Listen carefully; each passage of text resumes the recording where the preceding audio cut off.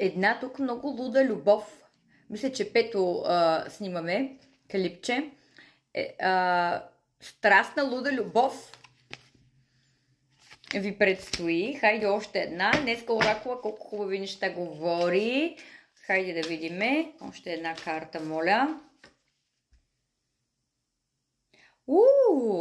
Да си пожелаеш. Колко хубаво. Пада се все едно кладенецът на желанията. Нали, забележете, кладенеца е точно както портал. Нали, днеска. Портала.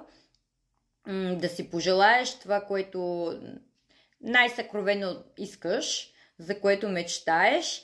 И казват, ето, неочаквани дарове, кармични бижута. Тоест, Вселената ви изпраща подаръци, които не са случайни.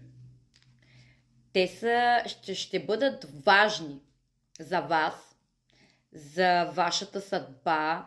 Ще ги усетите точно като подаръци, като че след някакви тук трудности, борби, мъки, там предизвикателства, някакси вие сте си заслужили това, което ще получите. Защото тук, нали, до любовната карта ми излиза. И забележете и бебето също. Така. Бих го разчела така. Партньорът, за който сте си мечтаели, този сериозния партньор, който сте манифестирали, който сте си пожелавали и сте чакали цял живот, сега вече го срещнете. Сега ще разберете, както казват, защо са всички други преди него не са получавали нещата. Вие ще го разпознаете и той вас също. Тук ще се роди една много хубава любов. И тази любов ще има и деца. Тези, които си мечтаят за деца, ето го бебето. Прекрасни възможности се отварят за всички. Направо толкова хубаво подреждане. То па аз да го бях планирала такива карти да излязат, сигурно нямаше да излязат. Прекрасно. Хайде, една последна карта ще изтегля от ангелските карти. Да видим какво послание ще получите от ангелите.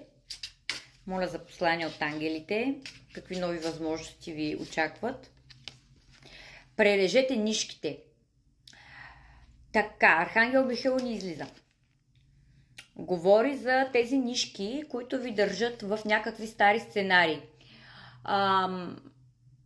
Които ви свалят вайба като цяло. Някакви там партньори, някакви наранявания от миналото, там някакви предателства.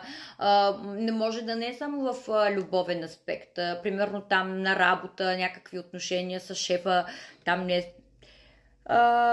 някакви ситуации, в които сте се чувствали така унеправдани.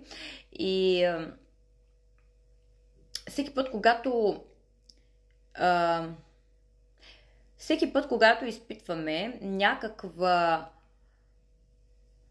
болка, вина, унижение в някаква ситуация, в която ние го преживяваме, изстрадваме и така, се създава една невидима нишка между нас и тази ситуация. Или между нас и този човек там, който ни е вкарал в тази ситуация, или там, който е създава в нас тая негативна емоция. И всъщност ние целите сме, ако можехме да се видим с по-други очи, ако можехме да видим енергийните нишки, сигурно всички ние сме омотани като пашкули в най-различни енергийни нишки, които през целия ни живот всъщност са се натрупвали, наслагвали и така. И тук не случайно предполагам за Архангел Михаил. Знаете, Архангел Михаил е дясната ръка на Бог и с неговия златен меч той е защитника, този, който може да призовете, за да пререже с златния си меч всички нишки. Може да го направите като медитация. Ето сега тук да видим какво пише на картата. Помоли Архангел Михаил да премахне всички пластове на страха, свързан с предишни взаимоотношения и да те освободи от разрушителните поведенчески модели. Значи сядате на тихо място и можете със собствени думи да го направите, така под формата на медитация, нали, вдишвате и издишвате, да можете да ви се успокоят мислите, ума. И си представете как, ако се сещате за някаква конкретна така болезнена ситуация, може да си я представите как седи в скута ви. Примерно като някакво кълбо си я представете. И така това кълбо е свързано към вас, към корема ви с някакви нишки, паяжини, там корди, както искате да си го представете, как се е захванало за вас. Така може да си представите няколко такива кълбета. Може да си представите просто как много нишки от вас излизат, омотани около вас. Едно тук по чакрите обикновено. Пада ми батерията пак. По чакрите обикновено се тия нишки се закачат. Нали, тук по сърдечната, тук по корема, първа, втора чакра, тук горе-долу по тия чакри, така че може да си представите как оттам излизат нишки и ви дърпат към различни посоки, ситуации от миналото хора и да кажете: призовавам Архангел Михаил, 3 пъти казвате: призовавам Архангел Михаил, призовавам Архангел Михаил. И в свободен текст нещо примерно от сорта: моля те, Архангел Михаил, сега с твоя златен меч отсечи всички тези корди, паяжини, връзки, които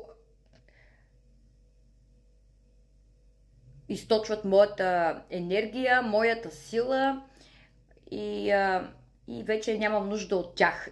И представете си как наистина Архангел Михаил се спуска така красив с големите крила, с златния меч и как просто ги сече.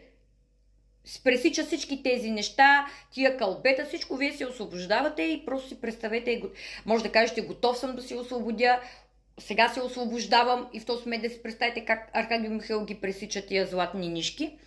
И това е много хубава техника, която може да се правите винаги и след някаква ситуация, в която сте имали там конфликт или нещо ви се е случило така неприятно емоционално.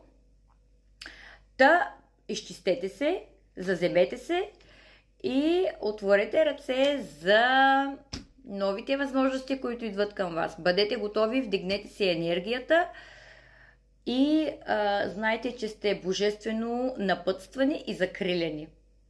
Успех!